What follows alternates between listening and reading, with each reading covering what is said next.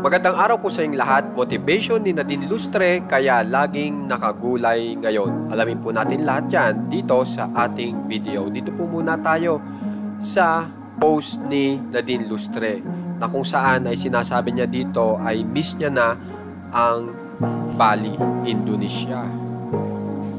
Tapos siya naman po ay may run for a cause na kung saan ay sinusuportahan po ni Nadine Lustre at si Barrio na marami pong hayop ang matutulungan.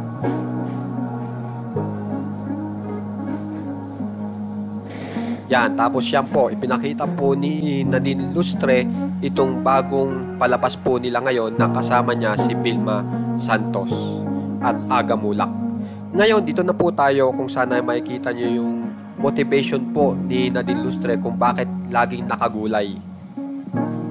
So, yan po, pumunta sila dito sa isang restaurant na kung saan ay plant-based po ang mga pagkain. Tapos ito po ang dahilan, no? Actually, beyond major environmental concerns, yan po ang nagbibigay motivation kay Nadine Lustre kaya siya lagi ay naka plant-based na pagkain. Kasi gawa nga po nitong environmental concerns at saka ayaw niya nga po talaga ng mga hayop na nasasaktan. Kasi in favor po si Nadine Lustre sa animal rights. Ganun din po ang kanyang boyfriend.